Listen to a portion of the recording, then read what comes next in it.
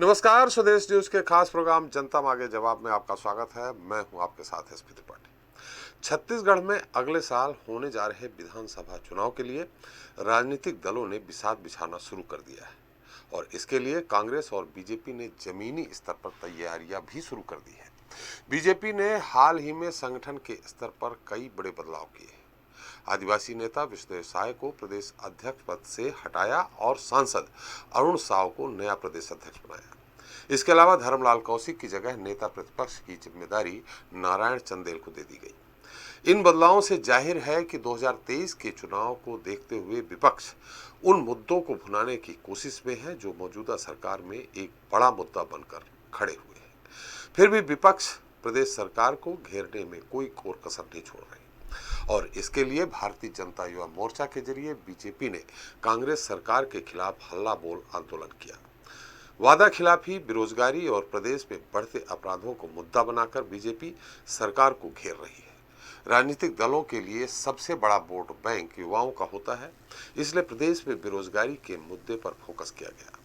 BJP Yuva Morcha के आंदोलन में प्रदेश भर से बड़ी संख्या में कार्यकर्ता और युवा जुटे और सीएम हाउस का घेराव करने का प्रयास किया। इस आंदोलन में बीजेपी के प्रदेश प्रभारी डी पुरंदेश्वरी और युवा मोर्चा के राष्ट्रीय अध्यक्ष तेजस्वी सूर्या भी शामिल हुए। आंदोलन को लेकर सत्ता और विपक्ष आमने सामने है। भूपेश सरकार के मंत्री रविंद्र चौबे और शिव डहरिया ने विपक्ष पर हमला बोला है और कहा है कि राज्य में सबसे कम महज 0.76 बेरोजगारी दर है। फिर ये आंदोलन क्यों? वही एक दिन पहले बीजेपी प्रदेश प्रभारी डी पुरंदेश्वरी ने सरकार पर आरोप लगाया है कि छत्तीसगढ़ में सबसे कम बेरोजगारी का दावा झूठा है। सरकार ने 400 पदों की भर्ती निकाली और 20,000 बेरोजगारों ने आवेदन दिया। आखिर ये बेरोजगार कहां से आए? अब सवाल है कि क्या छत्तीसगढ़ में अन्य राज्यों की तुलना में जारी किए गए बेरोजगारी दर के आंकड़े झूठे हैं? क्या विपक्ष का यह आंदोलन महज मिशन 2023 के विधानसभा चुनाव की रणनीति का हिस्सा है? और क्या वाकई देश के अन्य राज्यों की तुलना में छत्तीसगढ़ में बेरोजगारी दर कम हुई है? जनता मांगे जवाब में आज हम चर्चा करेंगे इन्हीं मुद्दों पर। बेरोजगारी बहाना, सत्ता पर निशाना।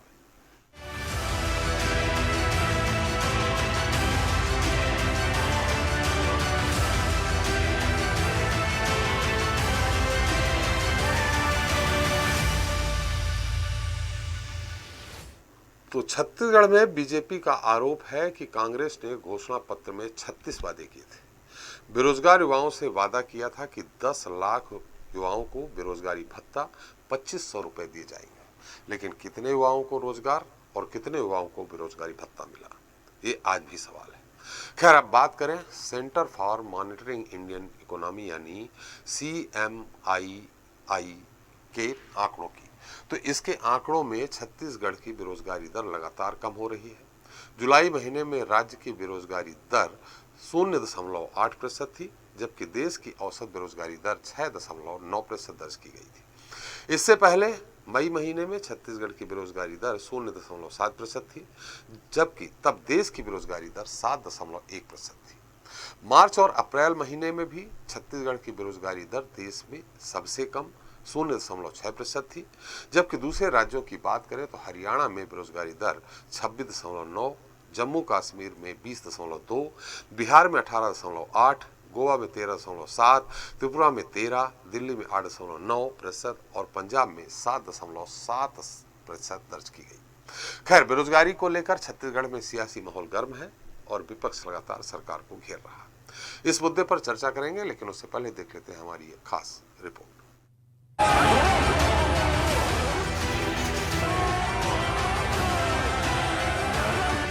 राजधानी रायपुर की सड़कों पर ऊंचे ऊंचे बैरिकेडिंग के बावजूद भाजपा कार्यकर्ताओं की भीड़ देखने को मिली।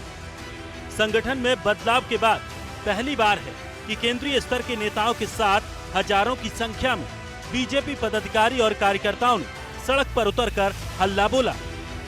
भारतीय जनता युवा मोर्चा के राष्ट्रीय अध्यक्ष तेजस्वी सूर्या के नेतृत्व में मुख्यमंत्री निवास का घेराव करने के लिए निकले भाजपा कार्यकर्ताओं और पुलिस के बीच जमकर झूमाझटकी हुई। इस दौरान पुलिस ने हल्के बल का प्रयोग करते हुए प्रदर्शनकारियों को गिरफ्तार कर अस्थायी जेल में डाला। बेरोजगारी बढ़ रहा है, भ्रष्टाचार बढ़ रहा है, क्राइम्स, वो महिला के खिलाफ हो, बुजुर्गों के खिलाफ हो, बच्चे के खिलाफ हो, वो बढ़ रहा है। तम सरकार के खिलाफ, ये इनसेंसिटिव सरकार के खिलाफ आज युवा मोर्चा एक सबसे बड़ा आंदोलन आज संगठित किया।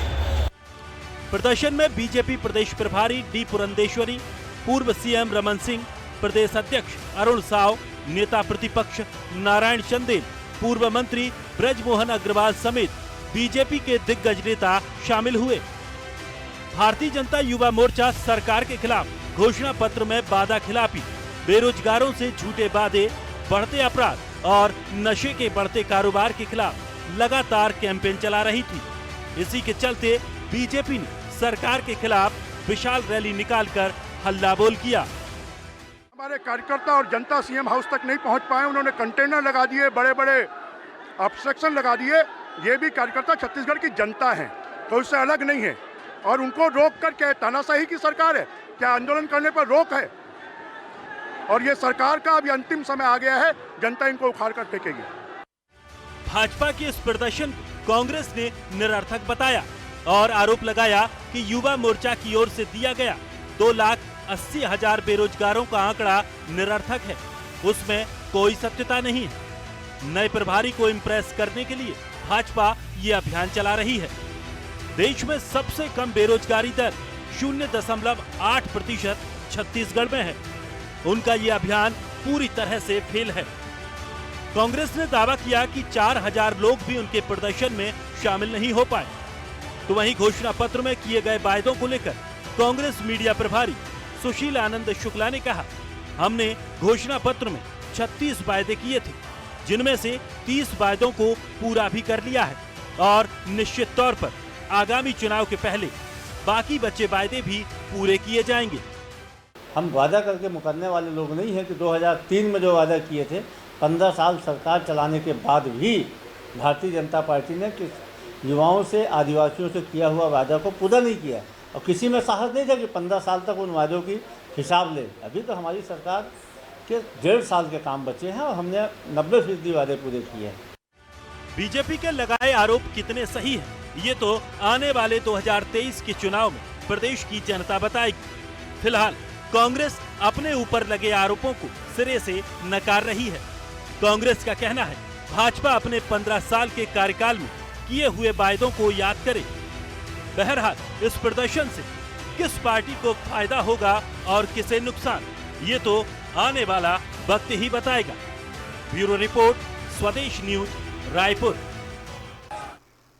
तो बेरोजगारी बहाना, सत्ता पर निशाना, जनता मांगे जवाब में इस पर चर्चा करने के लिए रायपुर से हमारे साथ जुड़ रहे हैं भारतीय जनता मोर्चा के प्रदेश प्रवक्ता निशिकांत पांडे जी हैं।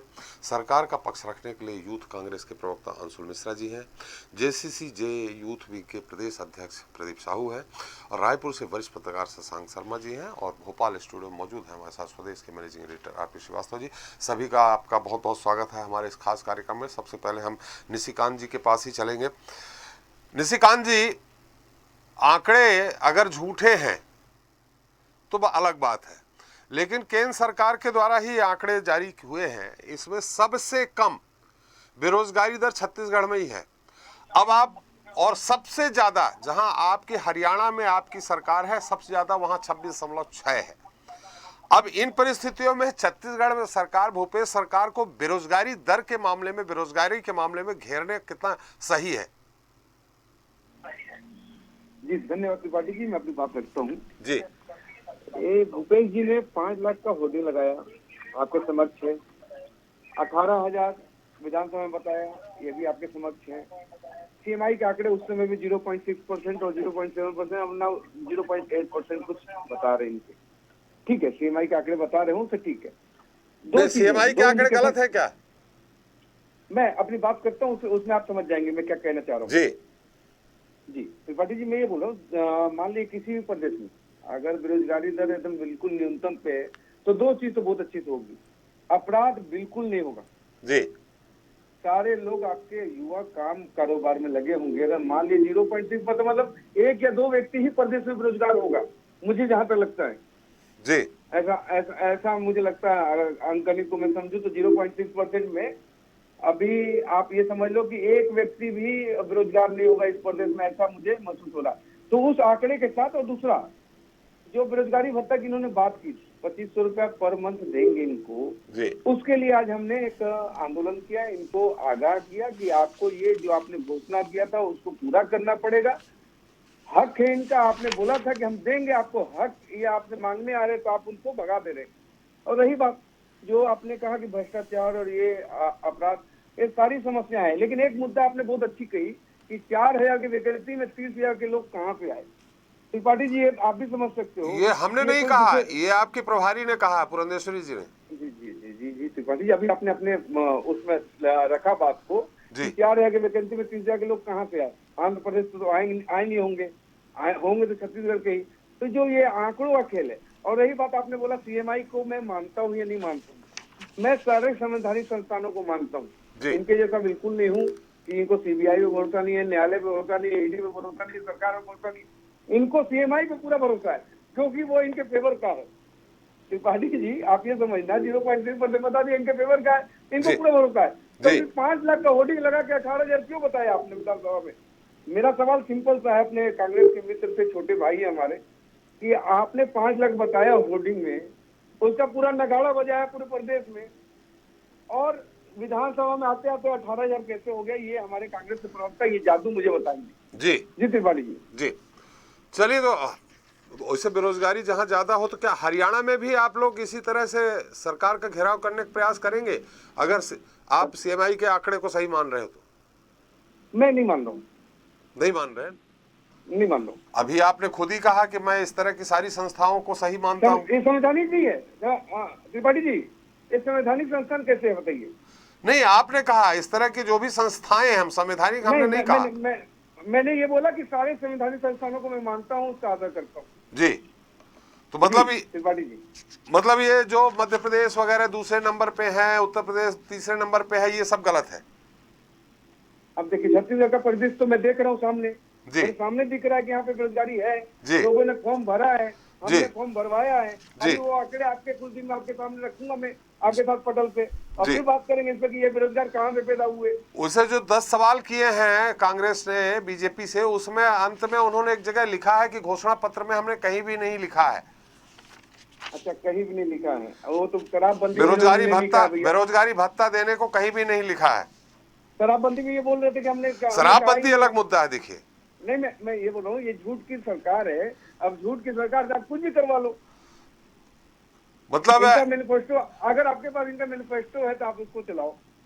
चलिए, आपके पास है? अभी मेरे मोबाइल में नहीं है। चलिए मैनिफेस्टो देख लेंगे। खैर अंशुल जी झूठ की सरकार बोल रहे हैं और आंकड़ों को वो झुटला रहे हैं। वो संवैधानिक संस्था नहीं है, इसलिए उसको झुटला रहे हैं। अब रहा सवाल ये कि आपसे भी थोड़ा एक सवाल है कि क्या ये जो आपने 10 सवाल कांग्रेस ने जारी किए हैं, उसमें अंत में लिखा है, आपको मैं बता दूं बिल्कुल अंत में, अंतिम लाइन में, कि कांग्रेस के घोषणा पत्र में कहीं भी बेरोजगारी भत्ता का उल्लेख नहीं है। बेरोजगारी भत्ता के नाम से भाजपा युवाओं में भ्रम फैला रही है। ये सही है कि नहीं? त्रिपाठी जी, सबसे पहले तो आपको नमस्कार, आपके सभी दर्शकों को नमस्कार और मेरे विपक्षियों को नमस्कार। अब मैं एक बात कहना चाहता हूं, मुझे एक छोटा सा दोहा याद आ रहा है जो अभी निशिकांत जी कह रहे थे कि बुरा जो देखन को चला बुरा न मिले या कोई, और जो दिल खोजा आपनो मुझसे बुरा ना कोई। इसका कोई शाब्दिक अर्थ है कि नहीं है, ये मेरे वक्तव्य में यह समझ में आ जाएगा कि कौन कितना बुरा और कौन कितना सही और कितना झूठा है।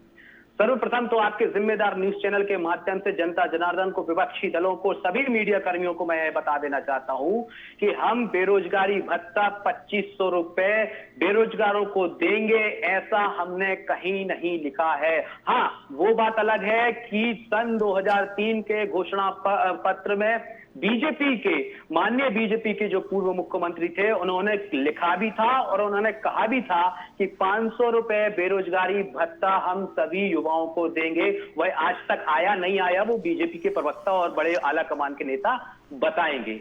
एक बात। दूसरी बात, भैया ने एक बार फिर अंशुल जी मतलब बेरोजगारी भत्ता देने का आपने कहीं भी घोषणा पत्र में, सर निशिकांत जी सुन लीजिए, वो कह रहे हैं बेरोजगारी भत्ता 2500 रुपए देंगे 10 लाख युवाओं को, कहीं भी घोषणा पत्र में उल्लेखित नहीं है। और त्रिपाठी जी एक चीज और मैं आपको बता देना चाहता हूं, अगर ये इतने ही सीधे हैं, इतने ही सच्चे हैं और इतने ही ईमानदार हैं तो सिर्फ ये एक काम कर लें, इनके पास आज भी गूगल है, आपके पास भी गूगल है, मेरे पास भी गूगल पे, और उस गूगल पर उस पटल पर यह रखा हुआ है। अब ये गूगल को मानते हैं कि नहीं मानते वो मुझे नहीं पता, जैसे इन्होंने सीआईएमई को ठुकरा दिया वो मुझे नहीं पता, लेकिन गूगल के पटल पर आज भी यह लिखा हुआ है, जिसमें हमारे यहाँ पर यह लिखा है कि 2500 रुपए हम युवाओं को बेरोजगारी भत्ता देंगे। अगर यह लाइन लिखी है तो मैं इतनी बड़ी बात कह रहा हूं कि मैं अपने युवा नेता हूं, मैं अपने राजनीतिक जीवन से परित्याग देने तैयार हूं। मैं इसलिए तैयार हूं क्योंकि यहां युवाओं की बात हो रही है और हिंदुस्तान एक सबसे युवा देश इस पूरे विश्व पटल में उभर कर आया है। तो युवाओं के साथ छलावा कांग्रेस ना कभी करती है ना कभी कर सकती है, हमने स्वप्न में कल्पना नहीं करी थी। हाँ, और उसी जिम्मेदारी के साथ मैं यह भी कह रहा हूं कि सन 2003 में 500 रुपए बेरोजगारी भत्ता रमन सिंह जी सबको देंगे, ऐसा उन्होंने कहा था। अब सीआईएमए की डाटा को ये लोग झुठला देते हैं क्योंकि दोहरे चरित्र की राजनीति करना इनके संस्कार हैं। आरएसएस की छोटी छोटी पुस्तकें पढ़ के आ जाते हैं तो दोहरे चरित्र को ये समझ जाते हैं, लेकिन सीआईएमई को देश के बहुत बड़े हुक्मरान आदरणीय अमित शाह जी सब सहारा देते हैं, समर्थन करते हैं और मीडिया के पटल पर यह कहते हैं कि सीआईएमई जैसी संस्थाएं हैं जो सरकार को आईना दिखाने का काम करती हैं। अब निशिकांत जी उसको मानते नहीं है और अमित शाह जी उसको मानते हैं, तो निशिकांत जी सही बोल रहे हैं कि अमित शाह जी सही बोल रहे हैं, ये निशिकांत जी अमित शाह जी को क्लिप इनको निशिकांत जी को दिखा दीजिएगा अंशुल जी। अमित शाह जी को क्लिप है आपके पास? जी महोदय। अमित शाह जी ने अगर सीएमआई को सही बताया है, वो क्लिप है कहीं आपके पास? बाइट है?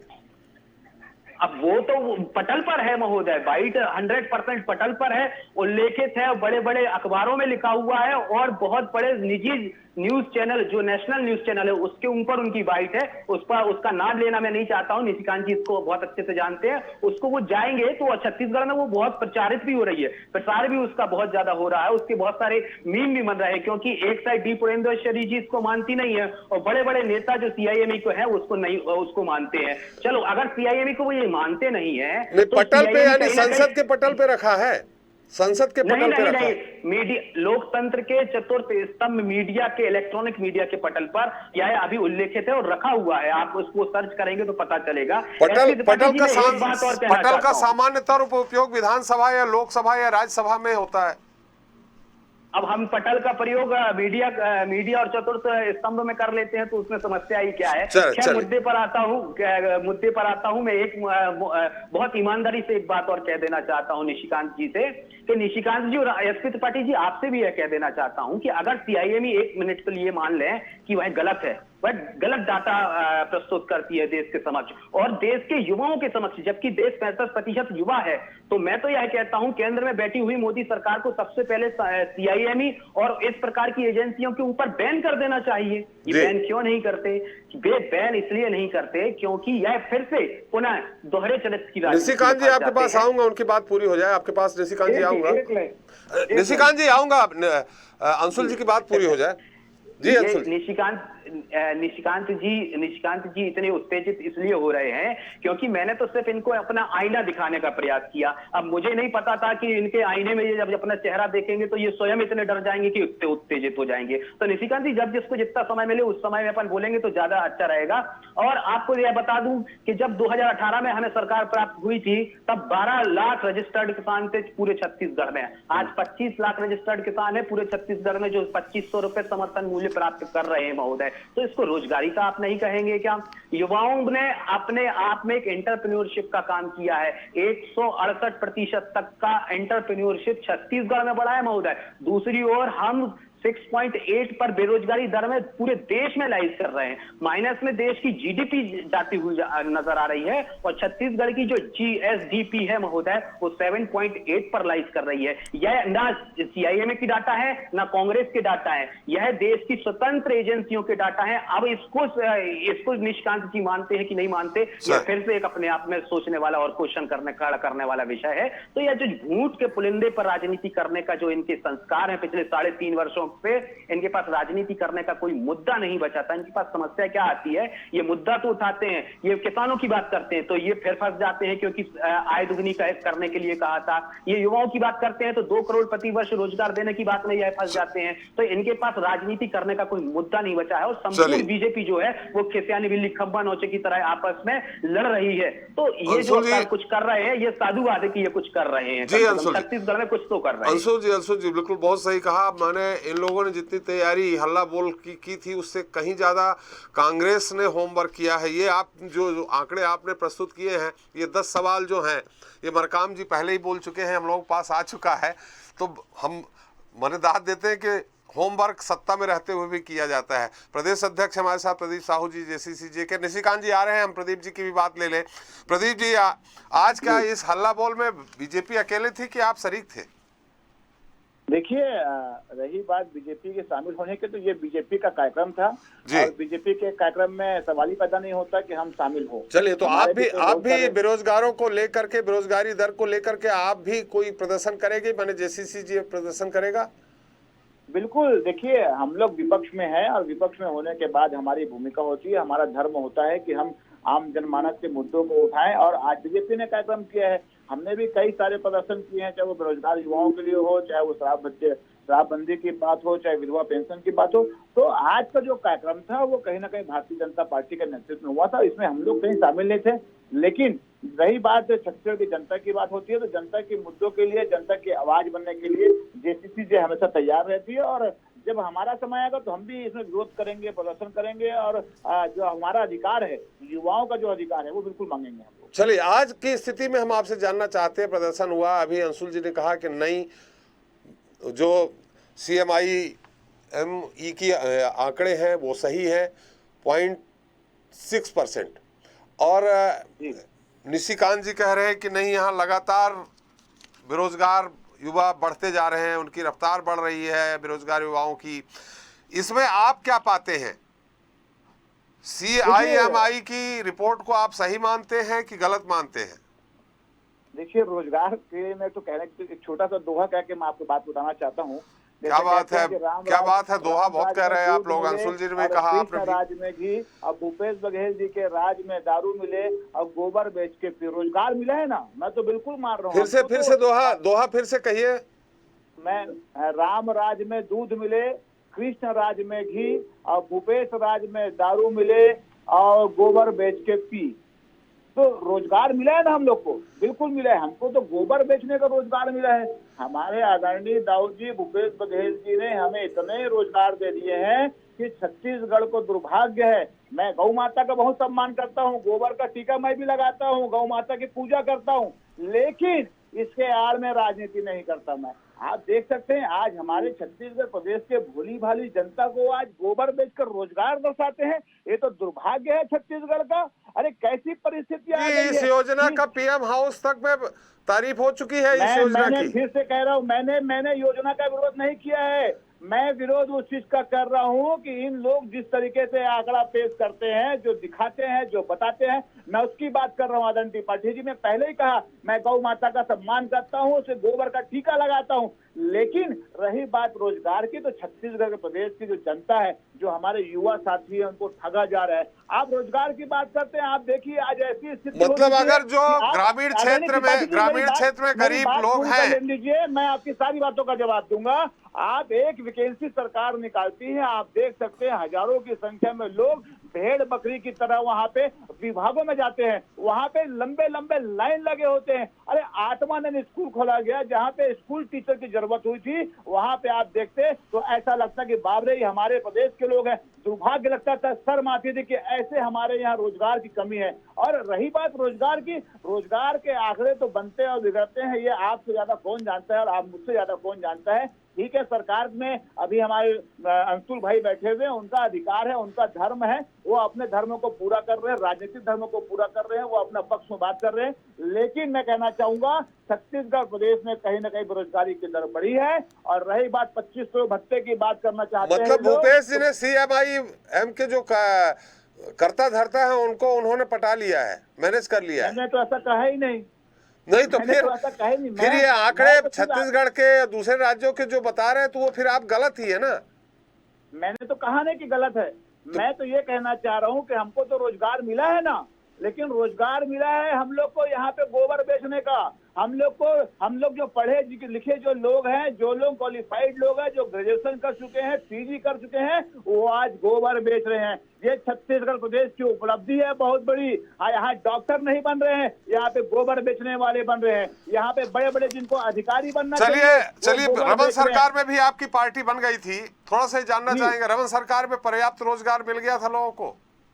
वही तो भुगत रहे हैं हम लोग। जैसे छत्तीसगढ़िया में कथे शिखलम गोल्ड रगबे धोए लगी, शिखलम गोल्ड रगबे धोए लगी, भाजपा और कांग्रेस ला वोट देवे तो रोए लगी। तो ये दोनों का वही हाल है। मैं किसी एक की बात नहीं कर रहा हूँ। ये 15 साल की जो सरकार थी, यही जनता ने इस 15 साल की सरकार को 15 में लाके बैठाला, और इसीलिए बैठाला क्योंकि इनके कर्म वैसे थे। अगर इसी कर्म को दोहराने वाली कांग्रेस की सरकार है।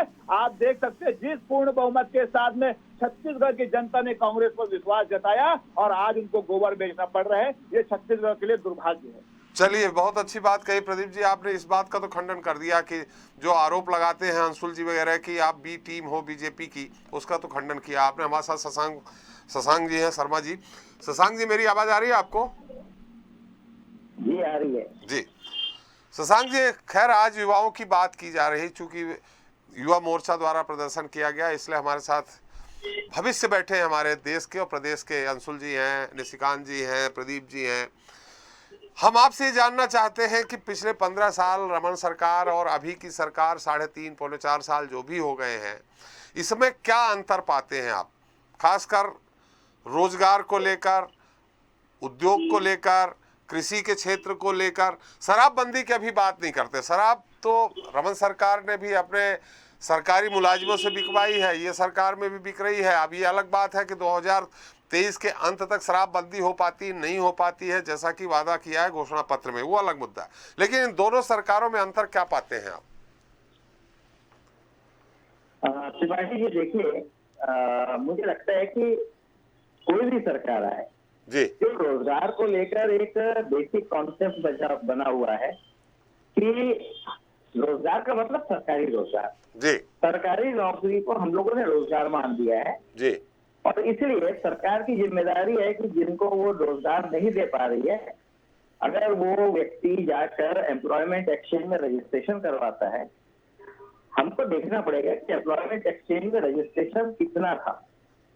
2003 में केवल 4 से 5 लाख लोग ही एम्प्लॉयमेंट एक्सचेंज में रजिस्टर्ड हुआ करते थे जी, और 2003 से होते होते आज हम 20 लाख जो अनएम्प्लॉयड हैं वो एम्प्लॉयमेंट एक्सचेंज में रजिस्टर्ड है। ये सरकार ने अभी विधानसभा में एक उत्तर में इसको बताया है, इसकी जिलेवार जानकारी दी गई है।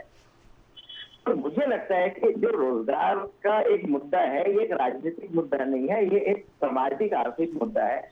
इस पर राजनीति करने के बजाय निजी क्षेत्र में रोजगार के अवसर को बढ़ाने के क्या उपाय हो सकते हैं, स्वरोजगार को बढ़ाने के क्या उपाय हो सकते हैं, इस पर मुझे लगता है सबको काम करना चाहिए। हर एक के घर में युवा है और वो पढ़ लिख कर तैयार है, और आज वो नौकरी नहीं करने के कारण कुंठित है और अपना ज्यादातर समय वह खराब कर रहा है, मोबाइल में खराब कर रहा है, इंटरनेट में खराब कर रहा है, वो अपराध की ओर जा रहा है।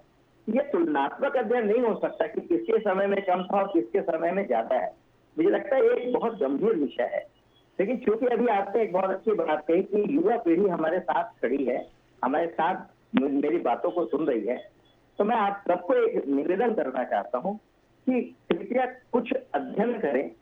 CMI को लेकर जो भी बातें यहाँ हो रही है, मैं आपको बहुत स्पष्ट कर दूं कि CMI centre for monitoring Indian economy एक निजी संस्था है जो आंकड़ों का व्यापार करती है। इसका गठन 1976 में हुआ था और महेश व्यास इसके मैनेजिंग डायरेक्टर हैं। आप CMI अपने गूगल में जाइए और देखिए कि ये कंपनी करती क्या है। ये आंकड़ों का व्यापार करती है, सर्वेक्षण करती है जी। उसी में आप उसमें भी जाइए कि ये अनएम्प्लॉयमेंट का सर्वेक्षण कैसे करती है, तो आप हंसी आएगी। उनके बेरोजगार और रोजगार की परिभाषाओं को जब आप समझेंगे तो आपको हंसी आएगी।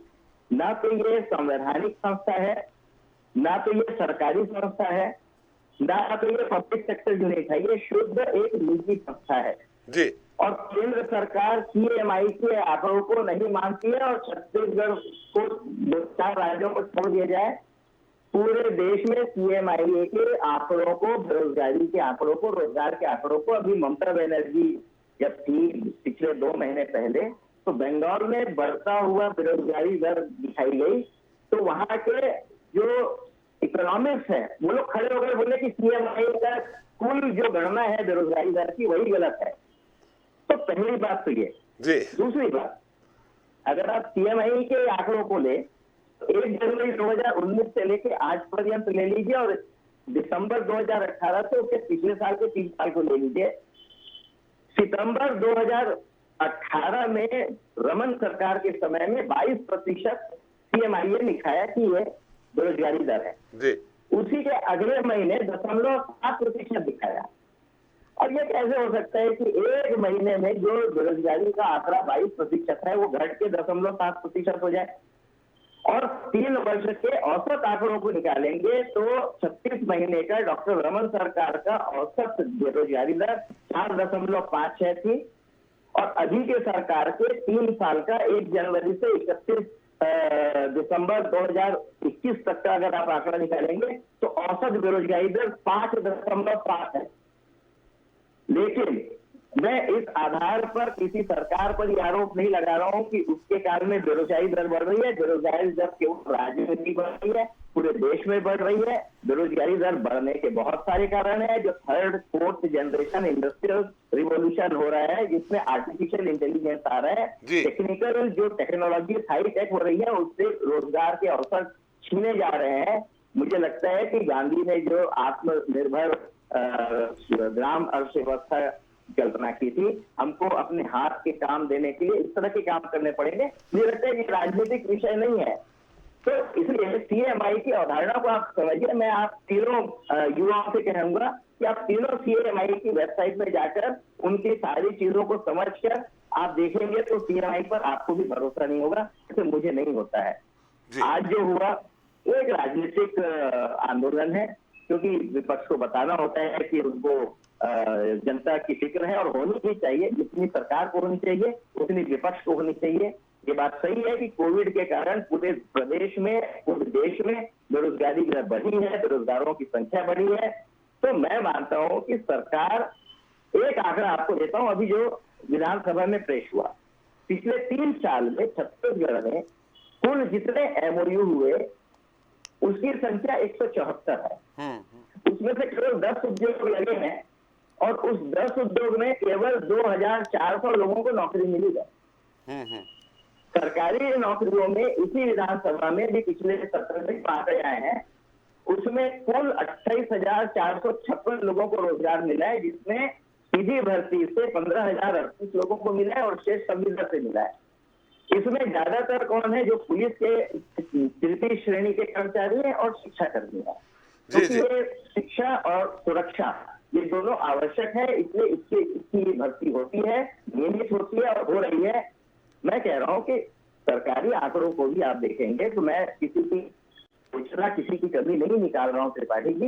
मैं कहता हूं ये गंभीर विषय है, इसको राजनीति करने के बजाय एक सर्वदलीय बैठक करनी चाहिए सरकार को और तय करना चाहिए। और बेरोजगारी भत्ता देना भी कोई इसका समाधान नहीं है।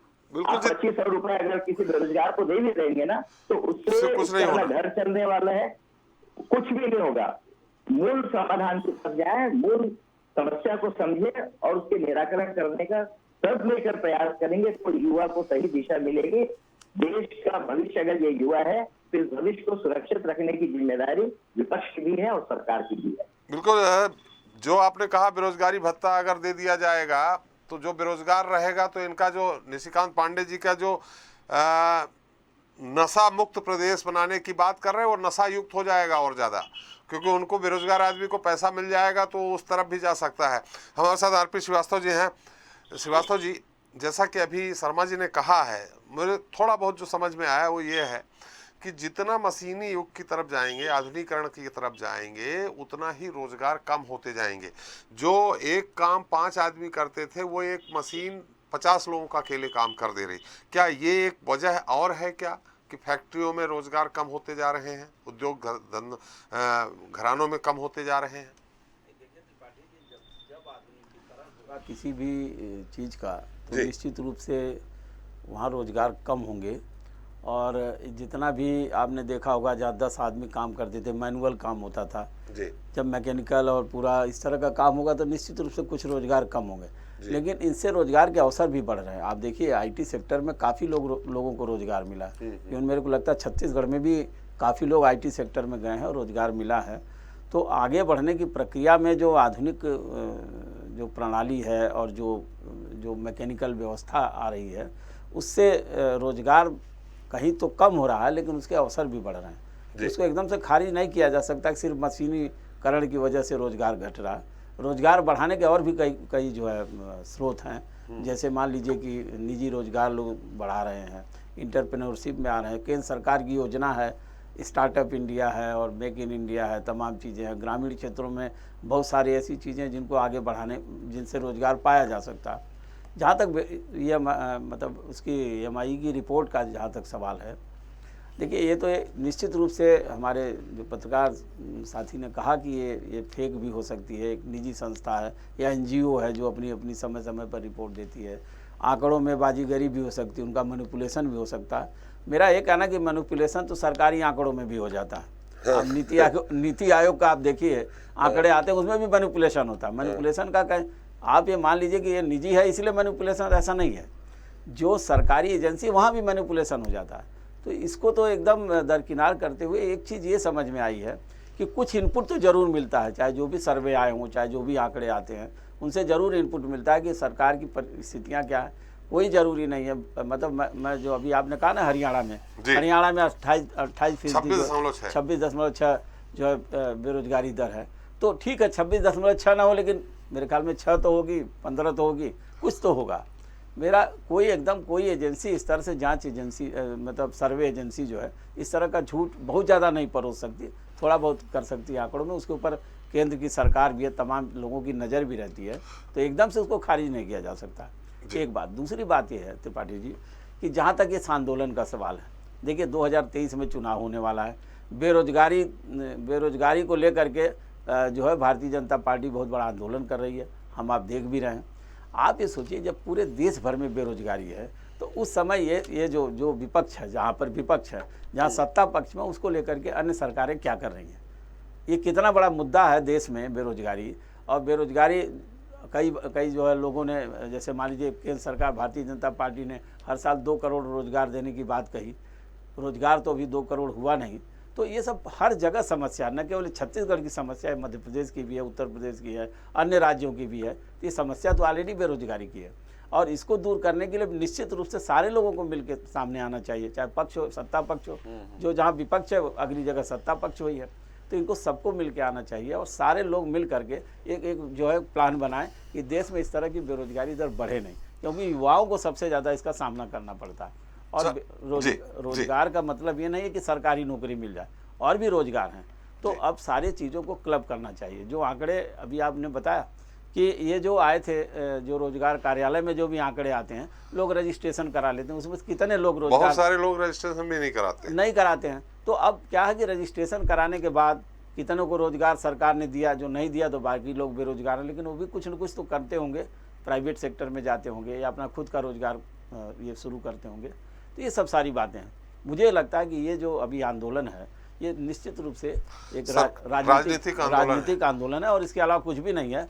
हमको लगता है कि दोनों पक्ष, चाहे सत्ता पक्ष हो चाहे विपक्ष हो, दोनों इस मामले में लगता है संवेदनशील नहीं है, नहीं तो इसका कोई नया रास्ता, नया हल निकालते लोग। चले निशिकांत जी, अंशुल जी की बातों का आप उत्तर दे दीजिए। काफी आप देर से आप इंतजार कर रहे हैं, लेकिन सत्ता पक्ष यानी कांग्रेस का एक और आरोप है कि रमन सरकार आउटसोर्सिंग पे चल रही थी और भूपेश सरकार ने वो आउटसोर्सिंग समाप्त कर दी।